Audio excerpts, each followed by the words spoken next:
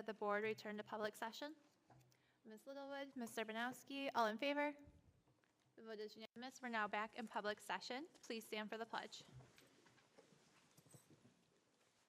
I pledge allegiance to the flag of the United States of America and to the republic for which it stands, one nation, under God, indivisible, with liberty and justice for all.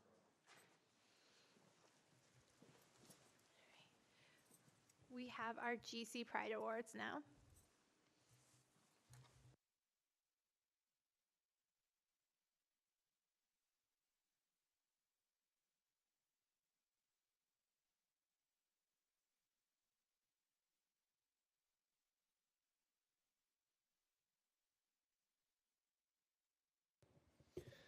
Good evening, President Coffey and the Board of Education.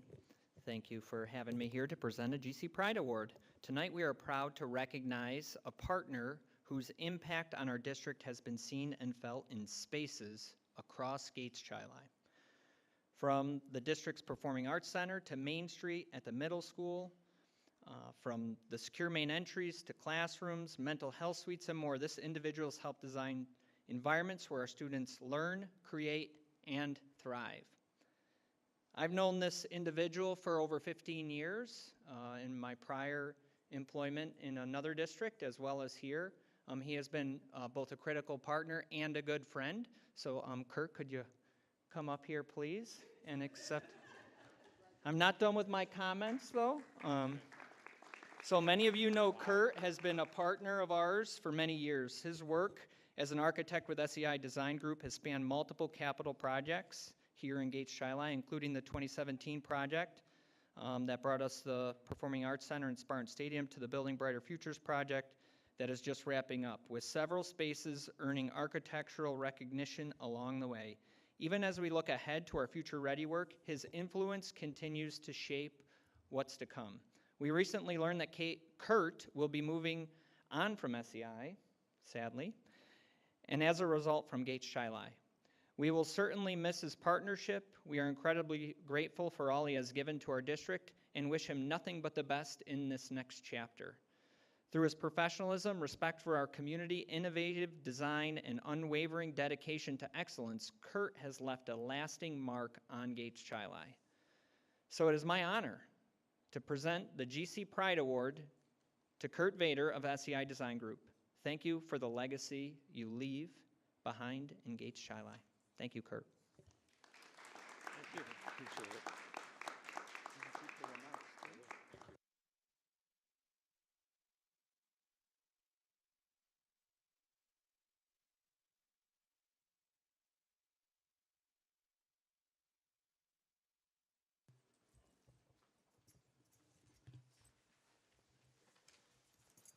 Thank you. Do we have any agenda changes? Yes, President Coffey, we have changes to personnel, reports, and action items. Thank you.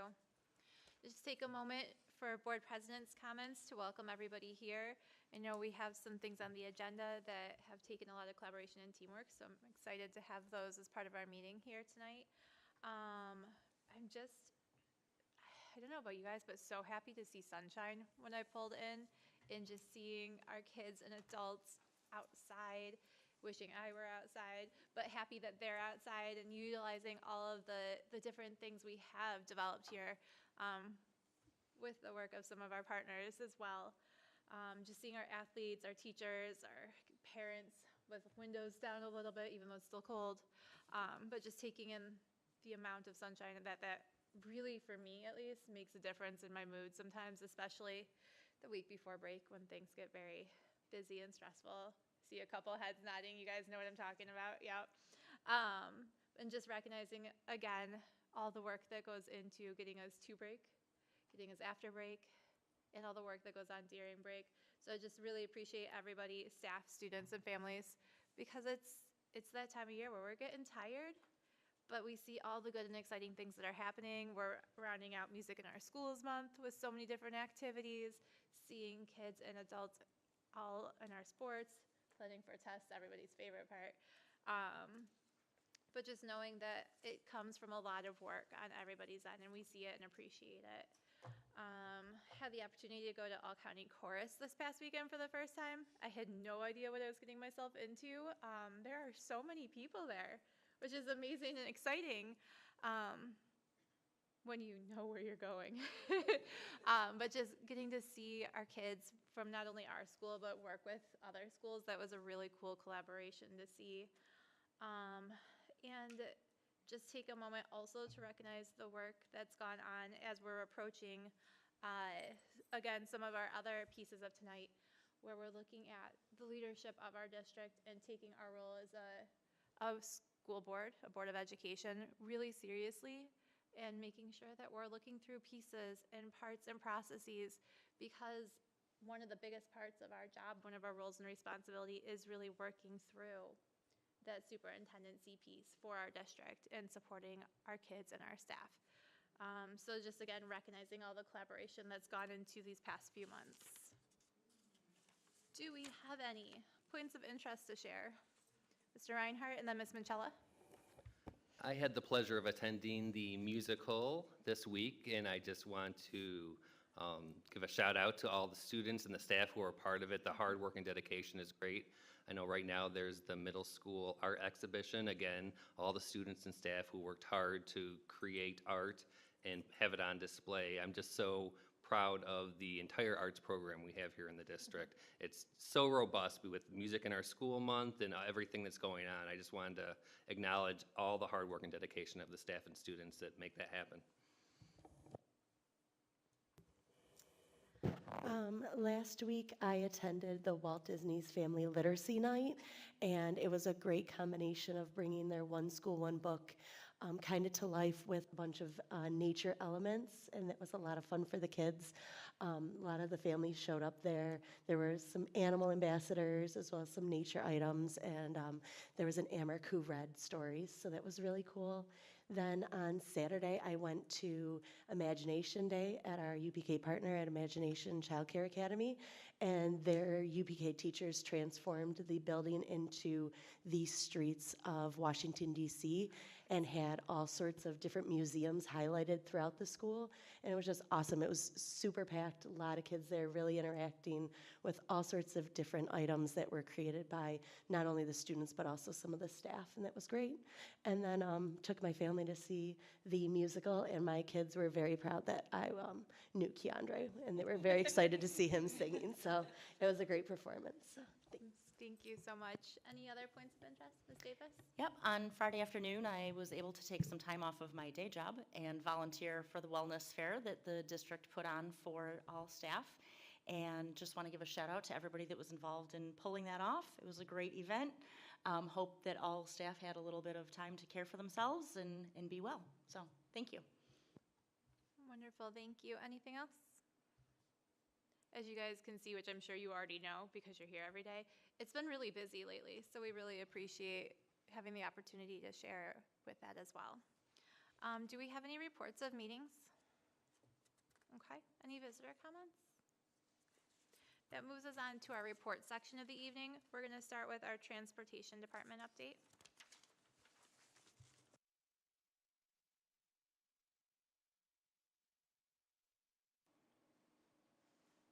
Is it on? Yep, sorry. Good evening, President Coffey, members of the board, and Dr. Ball. Thank you for letting me present tonight the yearly transportation report. I want to start out with just a little bit about our team and give you an update on our staff. Myself, obviously the director, Melissa's our assistant director. We have Jen and Stephanie as head drivers, and Denise is our transportation assistant. Stephanie and Denise are new to us this year in our office. We have 80 driver positions. Unfortunately, 10 current openings. We're really working hard at that. We have one in the process that's starting on April 6th that we're excited about. And out of our 25 attendant positions, we do have one that's filling to be full. The good news is we'll be full. 6 of them are looking to be drivers. So it will be in a great spot in the next few months if they all get their license and they're all on their journey on their own way. And then we'll just have to refill our attendance. But that's a lot of nice potential coming up that people have come on that want to be drivers, and then our mechanic staff is fully staffed. We have 355 daily trips with 62 daily routes. That's all our routes. We do everything in-house. I definitely like that we don't contract out anything. We do everything in-house. We take care of every student that lives in Gage Tri-Li, from McKinney-Vento, private parochial, charter schools, and our in-district. It works out great for when we have to get the resources we need to help out our drivers, staff, and students. This is the picture from before. That is every building that we don't go to every day right now, but in the last year or so, that's where we've gone. We average probably about 85 to 90 buildings a day. So we go to more than just our in-district schools, and that is why you'll see why our buses are on the road all over the county. Our fleet, currently we have 86 buses. We have 474 passengers. We have 5366 passengers. That includes diesel and electric. And we have 2935 passengers, all diesel. On the right side is what we're looking to purchase for this year, and there'll be 8 new 66-passenger buses, 474s, 135, and 135 with a lift. Those will all be diesels this year.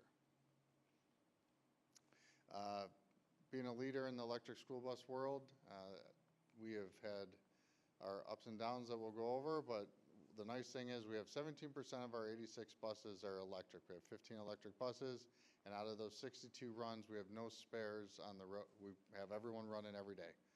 We've got them out there, they're running. If you're ever asked, are the buses on the road? They are, just like our diesels. Unless there's maintenance that we have to work on, but I'm really proud that they're out there every day. Our infrastructure, we have 2 systems back by our old pole barn. We have 4 individual, those are on a 208 voltage. And then we have our high voltage 480 volt ones up by the main gate when you come in. So there's 6 total 60 kW chargers. They can do 2 buses each. You'll see the one little grayed out bus. We technically could get one more bus in there if we had to, but we have 15 buses. The nice thing is we rotate when we have to get the full 60 kW for more of a faster charge. Each bus splits that when they do both buses on the charger. It works for our district, but it's just nice to have that flexibility. Being the leader comes with some challenges, so I just want to go over our timeline and our journey. We started way back in 22. We had the buses hit on the ground. We had 2 buses out there on the road. And then in spring of 23, RG&E, that's when the tariffs first started, and we were advocating with NYSERDA and RG&E to figure out a new structure for charging. In the winter of 23 into 24, we had our new chargers with our new upgrades put in. That is where, if you saw me on the news and I mentioned we had that infrastructure for helping us out, that is what I was talking about. Right after then is when we've had a lot of capability of charging, which has helped us. Spring of 24, they determined we're on a new rate there, and that's when we talked about advocating again to get more incentives back and our bill lowered. In the fall of 24 is the first time we started seeing actual charges. Spring of 25, we had the remaining of our chargers installed in buses on the road. The fall of 25, that is when they finally worked. We were working with them for over a year now, and they created a new phase-in rate for the state. And that is where they were eliminating the tariff base and creating a phase-in rate depending on how much power each district used to the chargers, and they would then determine what your rate would be. They had some rollout issues. Did not affect us. We got credits and rebates, and Sally and I were working very hard with all them, so it didn't affect us, but it was just hard to determine costs with getting this much and getting a rebate. Spring of 26 was our first statement. That's where we've been able to get actual numbers now that I'll be able to show you in the next couple slides. So what it means is RG&E is still making manual adjustments month to month, so after they did the new phase-in rate, their computers haven't caught up. So if you ever see a bill, there's still a credit, but that's not a rebate or anything. That's what the structure should be. It's just they have to manually adjust it right now. So we were able to get some actual numbers now. The diesels, we compared 12 diesels and 12 electric school buses. You'll see the diesels, how many miles they went. The current cost per gallon right now is $3.98. We're at 62 cents per mile. The electric is on the right, and that was off our new statement that we're actually able to get numbers on. That's our KWH charge, how much energy we dispensed out of all our chargers, the miles that those buses went, came up with 58 cents per mile. Now, those obviously do fluctuate month to month, but that was based off of the statement time and that we worked on. Our maintenance costs, we've had them on the road longer, so this is a full year. We were able to compare 7 diesels and 5 ESPs in similar age for a whole year, from March to March. And you can see you're about 28 cents per mile for maintenance and about 31 cents per mile for the electric. They're very close. They still take the same amount of maintenance from the floor up, and that's why they're pretty comparable. So in the future, the summer of 2027, that's when you need to have a waiver to buy diesels, which we're set up very well for that with the buses that we already have on our fleet. So we'll be applying for that waiver to purchase diesel buses for the 27, 28, 28, 29 year. And then in 2035, as of right now, that is still the goal of the state, to have all buses on the road be electric. So some of our key takeaways, the EVs are very similar to diesels right now. Having ESPs is still beneficial for many reasons for us. We were able to secure the grant fundings to bring the bus costs down when we bought them.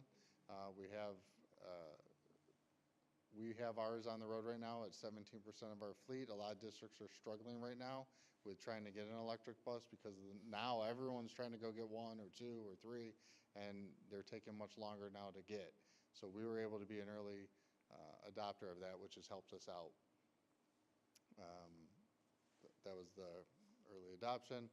And then the EV technologies, they are improving. From when in 22 in the very beginning, the chargers and everything we were looking to get was like this big, massive, huge unit, and now we can get a charger, and that's only over a few years' time. So each year the charger costs have come down, and I've seen a lot of technology changes on the chargers.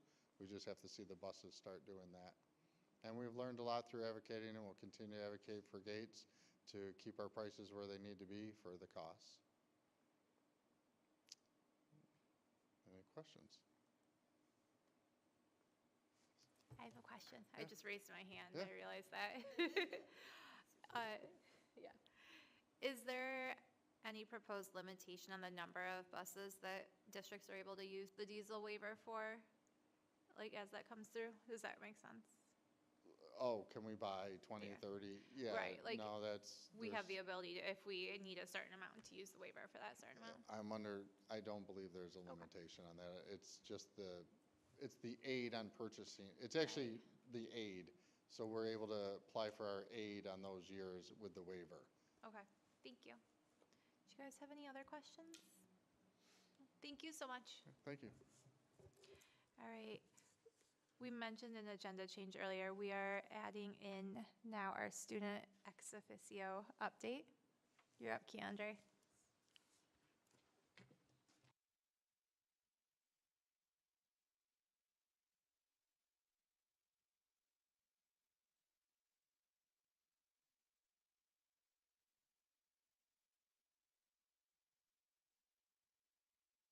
Hi. I just wanted to talk about how we were wrapping up Music in Our Schools month. So this has been a really big month for music. We had our district-wide band concert, and then we had a musical for the school, and now tomorrow we have a chorus concert for the district, and then we have another high school concert, so a bunch of music events this month. We also have a bunch of trips that have happened within like this week, next week, or the week previous. So last week we had our HBCU trip where there was a bunch of juniors and sophomores who were able to go see HBCUs in Washington, D.C. and Maryland. And then we also had a step trip to New York City where they were also able to see colleges. And then we have our baseball trip where they're going to be able to complete in Florida this weekend. And we have spring break, of course, next week. After spring break, we do have our gala tickets that are going to be on sale that week. And also that same week, we're opening Spartan Park, so that's going to be a fun event for the whole school with like pep rallies and just a bunch of fun events for the school district. And yeah, that was what I have. Thank you. It's a busy time for you guys. All right, next we have our capital project update.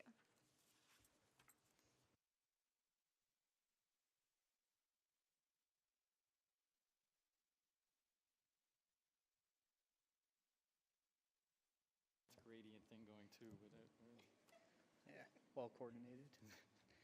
Good evening, Gates Child Board of Education. I'm Zach Mooney with Campus Construction. We are excited to share the update for the Future Ready Capital Project.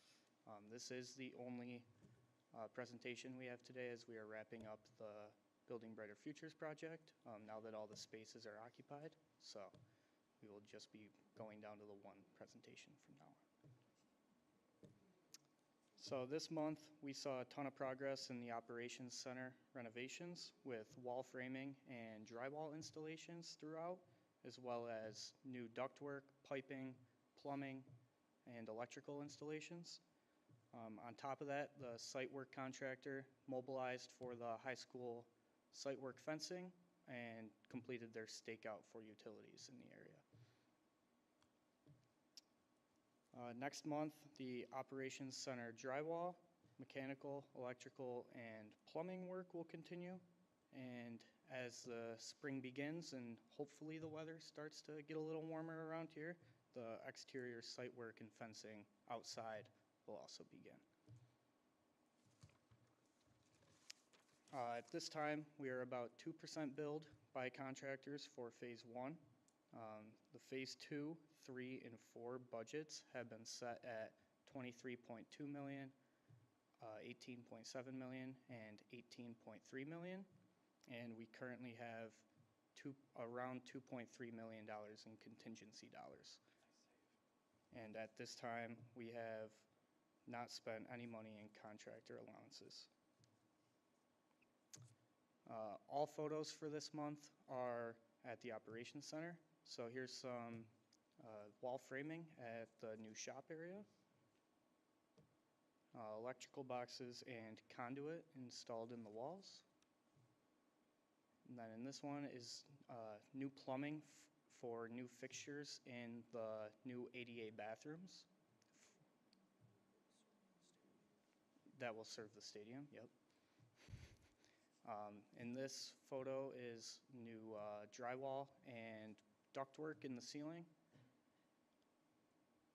And then here, drywall finishing and new piping being ran in the ceiling as well. Timeline coming up for Phase 2, we plan to bid and award the project late summer, early fall of 2026, and planning to start construction end of the 2026 year. And then anticipating closeout in the winter of 2028. For future phases as well, Phase 3, the design started back in December of this year, or of last year, and will be submitted to the state at the end of this year, 2026. And then for Phase 4, design will start in April of 2028 and be submitted to the state in April 2029. Do we have any questions? All right, thank you guys. Thank you. All right, that moves us on now to our budget update.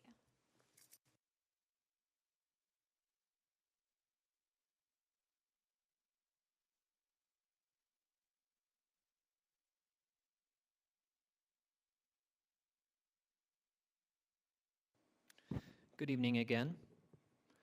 With me is Sally Sanford, Director of Finance.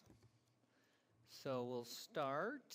And so just one thing to point out before we get started is that typically we're at a place now where we've honed in the budget in great detail, and we've done a number of presentations to the board over the last few months, kind of articulating what those steps have been and what the process has kind of uncovered. And with that, tonight is the night when we have a final budget number that we plan to put forth to the board in April for adoption so that we can prepare it to go out to the public in May. Just sharing that we'll talk a little bit about what our budgetary levers are if state aid doesn't come in as we anticipate. We'll be prepared to discuss that as well. So the first thing that we're going to do is talk about budget ambassadors. Budget ambassadors, we had 2 evenings. That is now complete. We'll talk about the expenditure budget and some estimates of expenditures. We'll talk about the revenue plan, propositions and board election summary and next steps. And I'm pretty sure I just stole Sally's slide. I'm sorry, Sally. Did I steal your slide? It's okay. All right. Let it slide this one time. Okay, she's letting that slide. Next steps, next slide serve as an update on budget ambassadors. Again, we had 2 nights. It was May 9th and May 16th. We had great participation in the past, I think last year. Did I say May? I meant March. Sorry, my apologies. March 9th and March 16th. I got the numbers right. I got the month wrong. We had a significant amount of participation in the past.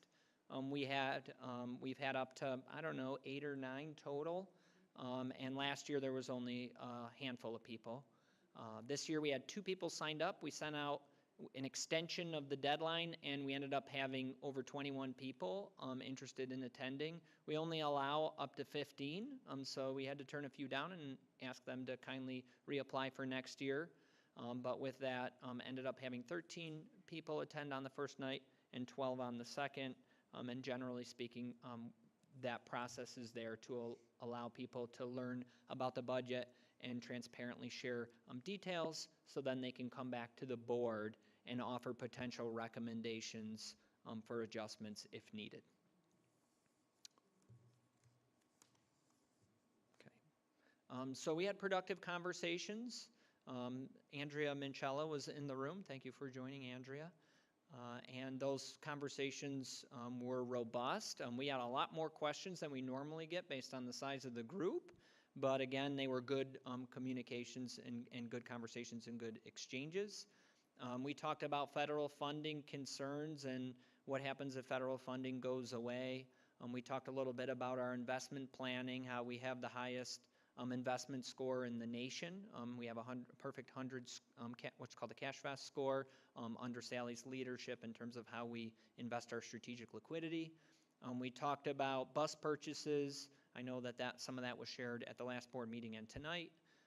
We talked about the legislative processes and how those work, and how we do some advocacy even down in Albany with some of our legislators. We talked about how the cost of transporting students impacts the budget. We discussed a potential solar project that if the governor approves a portion of the budgetary package, I should say the legislature and the governor approve a portion of what's out there, is that we may be installing solar in the district to help offset over our $1.5 million in energy costs. We talked about the federal free meals program and how that comes into play.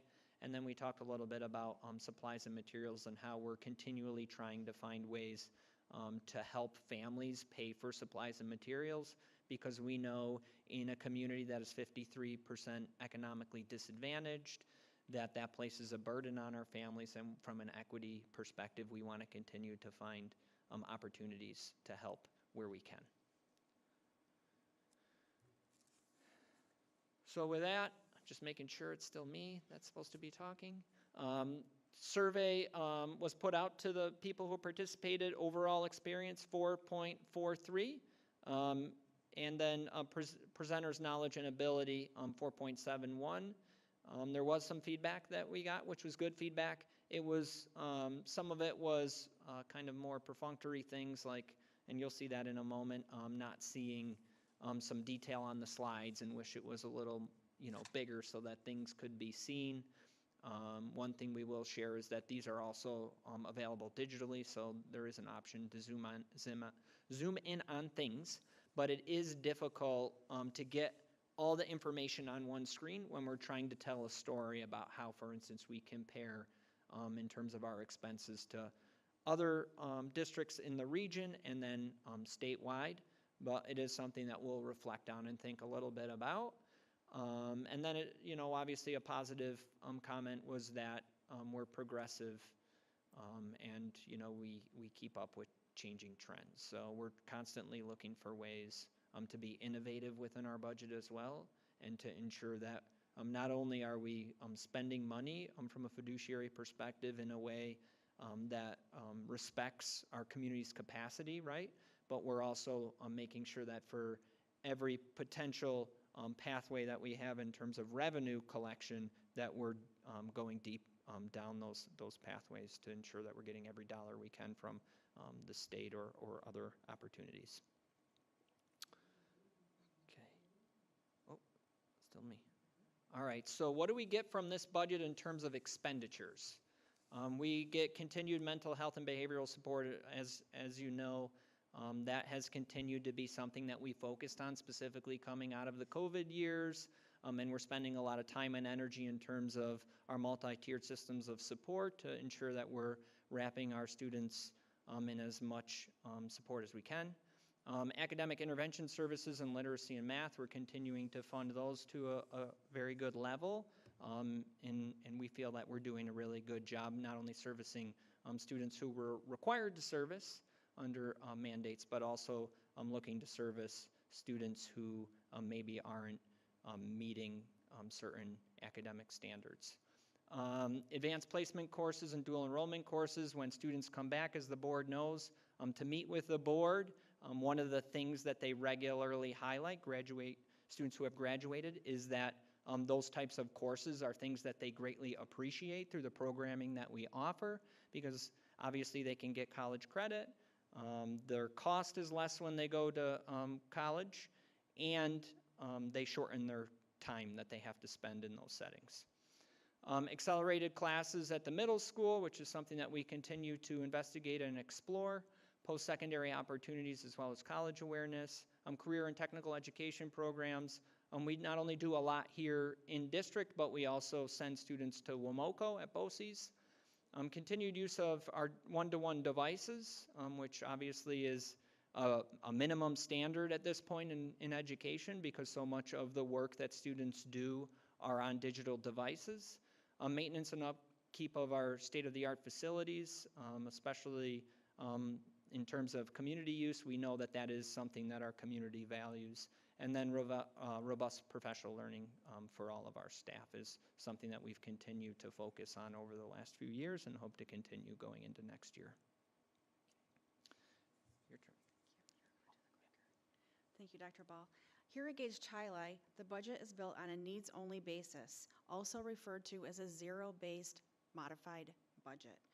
That means each year at every budget cycle, every expense must be justified. Staff and administration across all buildings and departments do an incredible job in this area. A big thank you to everyone involved. Skyrocketing costs are allowing the district to go out at a reasonable 4.8 increase in this proposal. Think about most recent energy and fuel costs being experienced personally. More on that in the upcoming slides. Some highlighted increases. This slide shows main cost drivers in this budget cycle. Teaching and retirement costs are based on increased personnel costs as well as educational expenses. Increasing costs for privately placed students are being absorbed by the district. Athletics reflects the smallest increase, primarily driven by the replacement of aging and worn equipment. BOCES costs are increasing. However, the district is reimbursed on the revenue side through state aid in the subsequent fiscal year at approximately 70%. New York State requires public school districts in New York to break out the budget into three components: administrative, program, and capital. Beginning with administrative. Highlighted administrative costs include the reclassification of central services to align with BOCES billing codes. You will see a related significant decrease under the program component. The decrease and increase in finance to staff reflects the budget code changes due to the district reorganization at the start of the school year. Instructional, administrative, and staff development increase reflects summer curriculum work that was funded by title grants in prior years. As Dr. Ball described earlier, this funding has been cut significantly, moving the expense back to the general fund. The program component reflects some of the highlighted increases discussed in the previous slides. Large increases are part of instructional salaries and students with disabilities. Employee benefits is experiencing a decrease due to carefully negotiated employment contracts. Under the capital component, the operation of plant increase reflects rising energy costs. Debt principal and interest payments are increasing for capital project financing. Similar to BOCE's expenses, revenue on these payments are reflected in future years' building aid. This chart shows that even amid rising costs, the district has protected instructional programming as a top priority, with more than 70% of budget expenditures devoted to instructional programming. Personnel costs make up the largest portion of the budget. These expenses are carefully managed and contractually driven. Responsible planning around negotiated agreements and long-term staffing needs help the district attract and retain qualified educators and staff who create strong programs and services. Thank you, Mrs. Sanford. So now we're going to talk a little bit about revenue. So when you think about a budget, there's two sides to a budget in education, and this applies to all school districts, over 650 across the state. There's the expenditure side and the revenue side, and those two things have to match. So when we put out a budget to the public, those two things have to match. So when thinking about that, one thing to share is that we have some expiring pilots in terms of our tax calculation, and I know that we shared that at the last meeting. It's already been submitted to the state at 4.8%. Just saying that typically, or some years, we're able to get an estimate of what the tax rate will look like. At this point in time, we're unable to do that because of some of those changes that are still being explored. And so just wanted to share that as we get to communicating more broadly through, for instance, the budget hearing, hopefully by the budget hearing we'll have some information, or by the newsletter, we'll be able to have some facts and figures around that, but we're just not quite prepared for that. And then in terms of the rest of the revenue, so again, these two things balance. If you remember back to earlier in the expenditure portion of the presentation, we had an estimated budget up on the screen. The revenue side would balance. When thinking about our revenue levers, we've already discussed at a previous board meeting potential state aid, is that that's our real big mechanism. We've already determined that the taxation, I'm looking at a 4.8% increase, acknowledging that over half of it is not going to hit, people's household taxation. Those are for new taxes, for new properties. Half of that taxation, so about 2.37 of it, is applied directly to new properties. So when you think about, when you hear 4.8, the increase for homeowners is not 4.8%. It's closer to 2.43% on average, whereas new properties would pick up the other 2.37%. So just saying that we know what that is. We know what the estimated revenue is for taxation. The other big lever that we have in terms of revenue is state aid.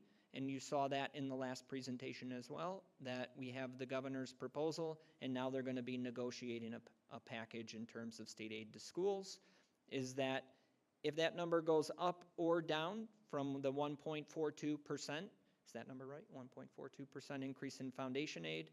If that number goes up or down, then we would make some adjustments to fund balance and reserve use, because we do have a certain amount of fund balance and reserve use in this proposal. We would look to take that up or down. Right now, I believe it's around 2.5% of fund balance and reserves of budget. We would go either a little higher or a little lower depending on what state aid is, and that's kind of our balancing mechanism that we would use. Does that make sense? Okay. So now moving on to board propositions and board election. The budget vote is Tuesday, May 19th for all districts in New York State. It's the third Tuesday in May. The propositions on the ballot would include the budget approval, a reminder that a budget is a plan, right? So we're planning for things that happen a year and a half after the budget's approved, is that it's a plan. It's not a guarantee to spend money on anything. It's a plan that we have that we're transparently sharing with our community, and we do hope that we can stick to that plan. But as you know, things happen over the summer. Students come in to the district and enroll. All kinds of different things can happen that can require us to adjust what's in the budget. In addition to that, it's not approving taxation, it's approving a max amount of expenditures. That's what the actual proposition is for. We do communicate to our community what we intend to tax in September, but it's not a promise of that. And frankly, in my time in education, which this is my 17th budget, I have never been in a situation where we don't put out what we say we're going to put out, and that's clearly not something that we would ever look to do. But again, it's just a reminder that that's what that actual proposition is it's a max amount of expenditures that we can spend. The bus purchase proposition is on there as well. Reminder, we have a 6-year bus replacement plan that's fiscally responsible. And then a capital reserve for bus purchases. One of the things that we're doing in this budget that's different than prior budgets is we're trying to reduce our reliance on debt service, which is essentially we borrow money to pay for our buses right now. So we pay principal and interest every year for buses for 5 years. One thing that we would look to do is undo that. And in an effort or a way to undo that is to use some reserves. And the community approved this last May, approved the creation of a reserve, is that we put money into that reserve to help offset the cost of those buses, which in turn will allow us to save nearly $200,000 a year in in interest costs and issuance costs related to the bond attorney, Moody's re-ratings, which cost about $20,000, and some other ancillary fees. So it's about $200,000 a year that we're going to save by weaning our reliance off of borrowing money for buses. Oh, shoot, that's right up there, isn't it? Okay, I did. Got ahead of myself.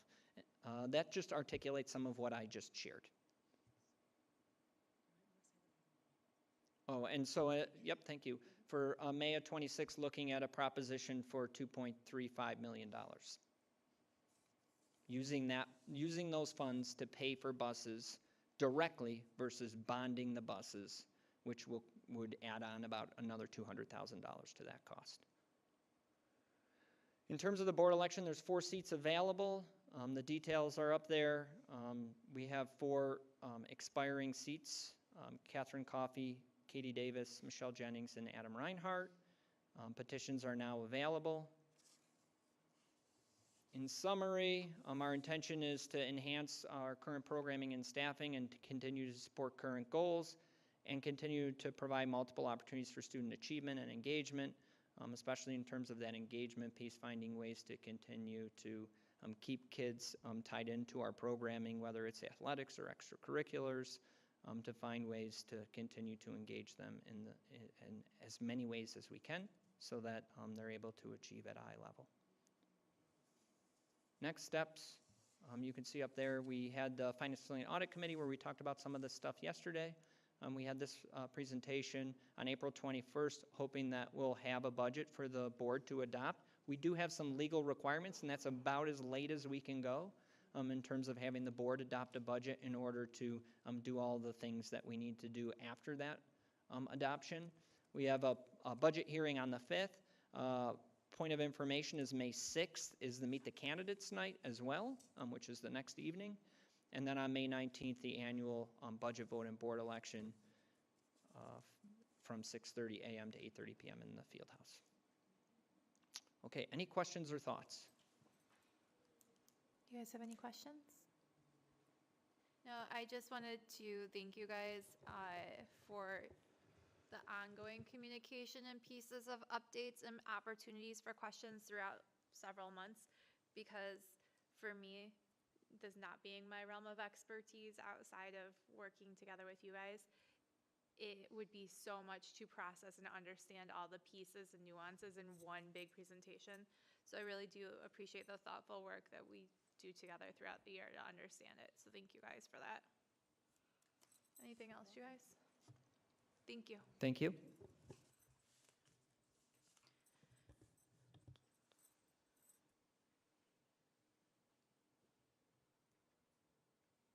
All right, that moves us forward now to consensus items. Can I have a motion to approve the consensus agenda? Ms. Littlewood, Ms. Urbanowski, any discussion? All in favor? The vote is unanimous. Can I have a motion to approve consensus items C through G?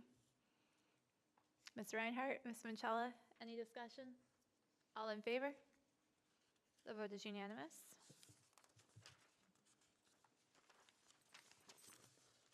That moves us now to our action item section. Let's see.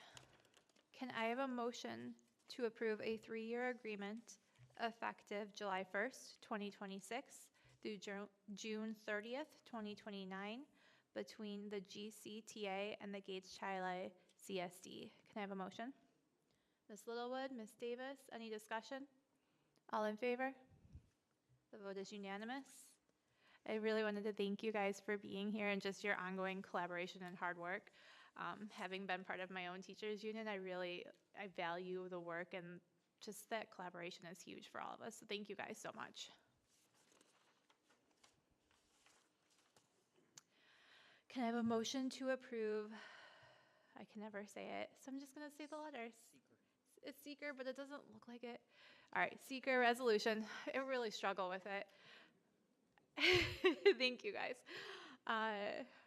Gage Chile CSD 2026-2027 Capital Outlay Project. Can I have a motion?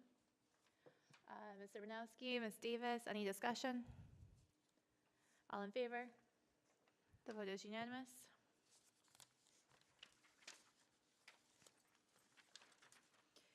Can I have a motion to approve the annual meeting and election publication dates to be published 4 times during the 7 weeks preceding the date of the annual meeting and election? Can I have a motion? Mr. Reinhardt, Ms. Manchella, any discussion? All in favor? The vote is unanimous.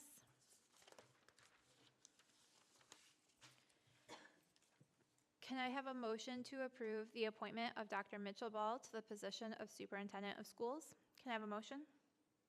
Ms. Davis, Ms. Urbanowski, any discussion? All in favor? The vote is unanimous. Congratulations, sir. Thank you.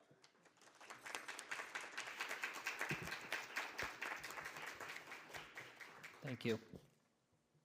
Thank you. That moves us on now to our superintendent's comments.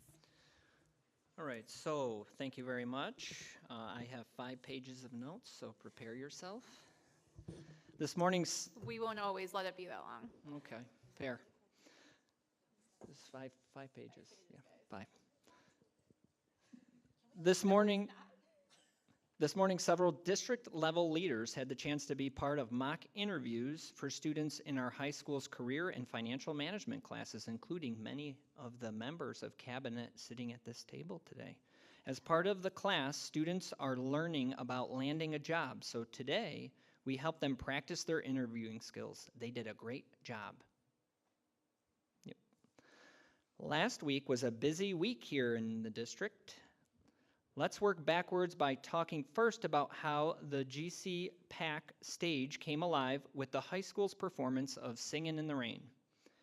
I had the pleasure of attending Friday night, and I can tell you firsthand that our students didn't just wear the storm, they absolutely shined under the spotlight, especially Keandre, Good job, Keandre. who had one of the main roles as Sid Phillips. He did a great job. We were very proud of his performance.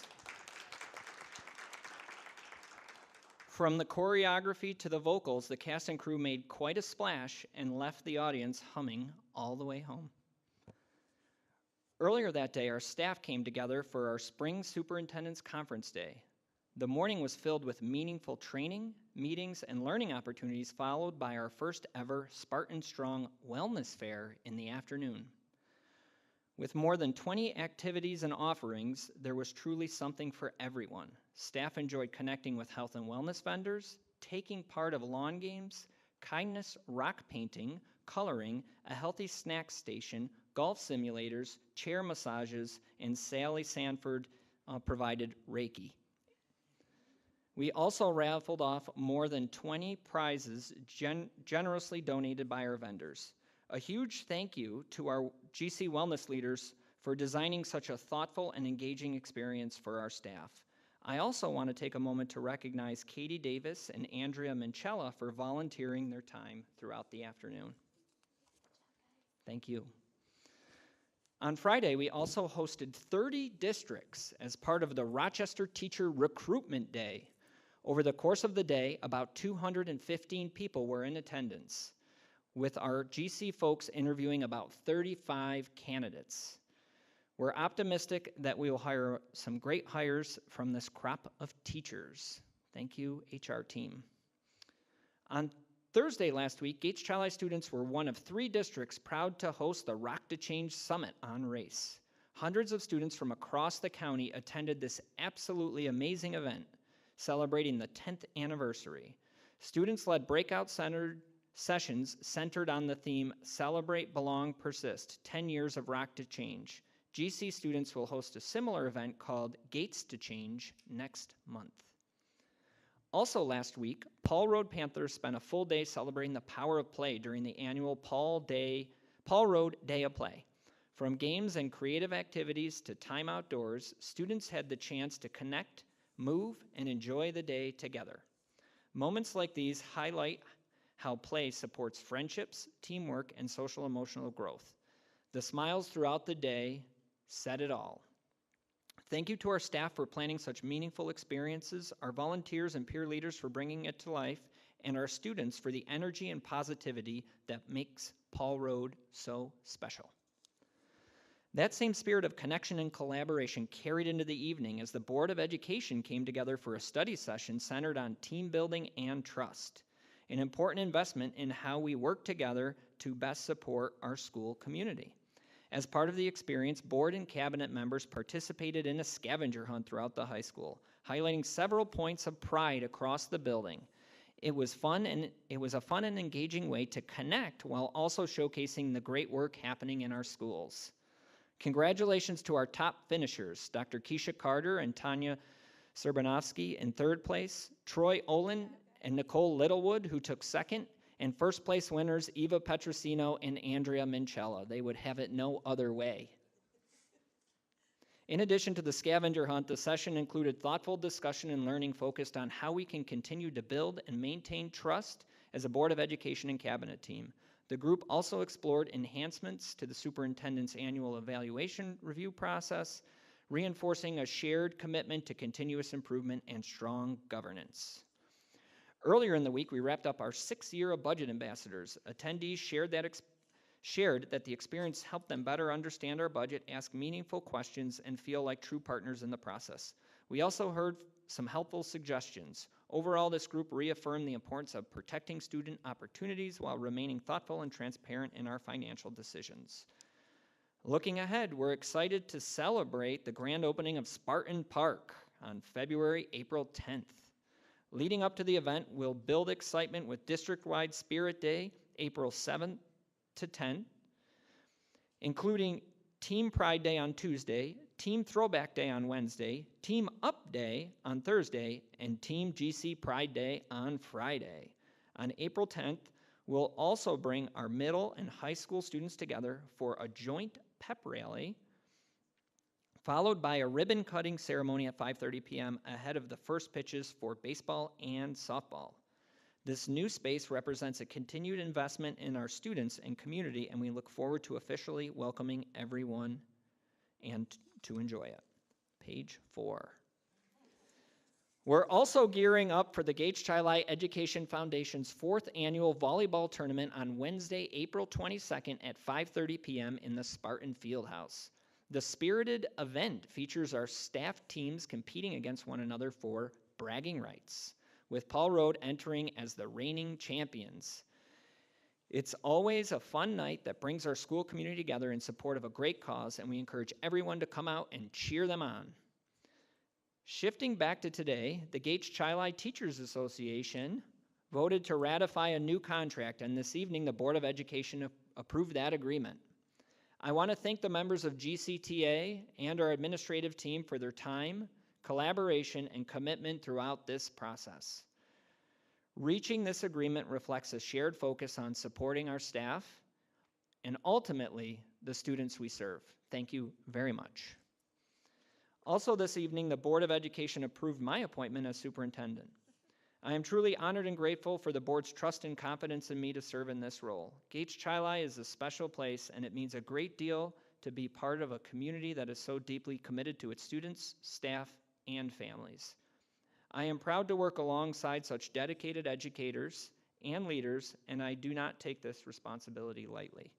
I look forward to continuing our work together, building strong relationships, supporting one another, and ensuring every student has the opportunities and support they need to learn, grow, and thrive. And finally, as we head into next week, a reminder that there is no school for students and staff too. From March 30th, that's 10-month staff, 10-month staff.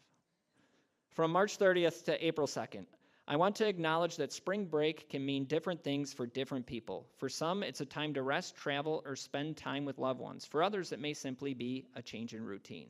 However you spend the time, I hope it brings you to what you need, whether that's rest, connection, reflection, or simply a moment to recharge. Thank you for all that you do each day to support our students and one another. We look forward to welcoming everyone back soon, and that is my report. President Coffee. I need a drink of water. Thank you. You Thank did you. a great job with those 5 pages, though. It wasn't bad. Nice work. Thank you. Yeah.